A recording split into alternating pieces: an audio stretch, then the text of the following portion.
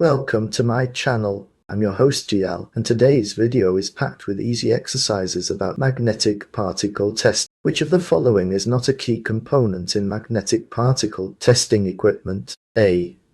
Yoke. B. Magnetic particles. C. UV light. D. X-ray source. Demagnetizer.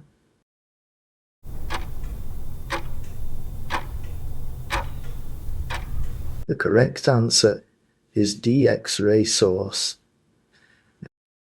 What is the primary purpose of magnetic particle testing? A. To detect surface cracks in non-ferromagnetic materials. B. To measure the thickness of coatings. D. To detect surface and near-surface discontinuities in ferromagnetic materials. D. To identify internal flaws in aluminum alloys. E. To determine the chemical composition of welds.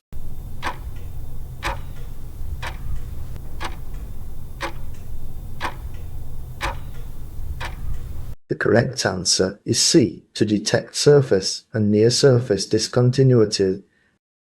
By the way, if you're enjoying the video so far, do me a quick favor and hit that like button. It really helps support the channel, and it only takes a second. What color are dry magnetic particles typically used for visible light inspection? A.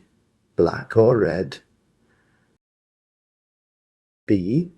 White or yellow. C. Blue or green. D. Purple or orange. E. Clear or transparent.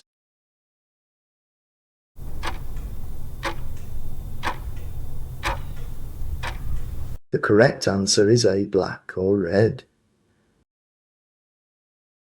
If you're looking for more exercises to test your knowledge, there's also a link in the description for you.